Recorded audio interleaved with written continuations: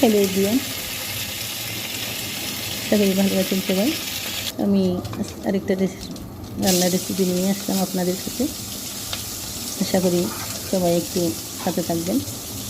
আমি আজকে এই যে পোয়া মাছ বলে তিল পোয়া, একটু বড় সাইজের আছে মোটামুটি, তো ওগুলো রান্না করব। তবে আজকে আমি পিসগুলো রান্না করতেছি না, লেজা আর মাথাগুলো রান্না করতেছি, কারণ মাথাগুলো রেখে দিলে পরবর্তীতে এগুলো খেতে কেমন একটা আমার ভালো লাগে না, তাই আমি এগুলোই রান্না করে ফেলতেছি। প্রথমে আমি সরিষার তেল দিয়ে ওখানে পেঁয়াজগুলো একটু কষে নিয়ে মরিচগুলো দিলাম। মরিচগুলো একটু কষানো হয়ে যাওয়ার পরে এখানে আমি দিয়েছি কাঁচা কলা আর আলুগুলো আজকে আমি সিদ্ধ করে কেটে নিয়েছি।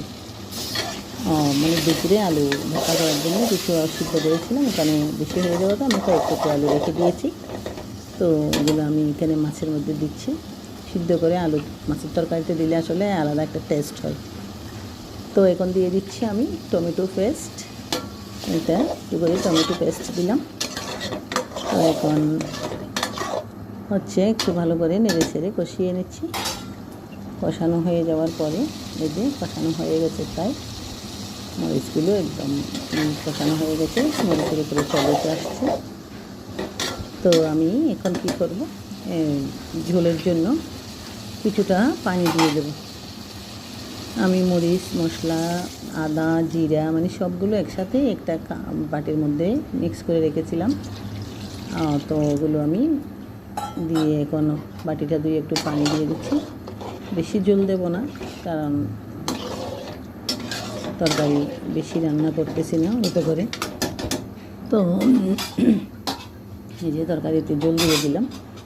এখন ঢাকা দিয়ে দেবো। এই যে মাছগুলো দিয়ে দিচ্ছি, মাছের মাথা, লেজ আর একটা ফেদি, মাছের তেল আর কি, তেল বলে, ওটাও দিলাম।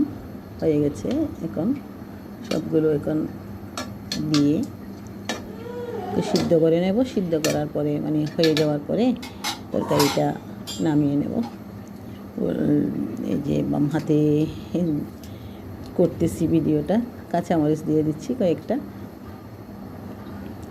তো সেজন্য আমার হাতটা নড়তেছে, তো সেজন্য আমার তরকারির ডেকচিটাও নড়াচড়া করতেছে। দেখা যাচ্ছে মনে হচ্ছে কতক্ষণ এখানে এভাবে মনে হচ্ছে।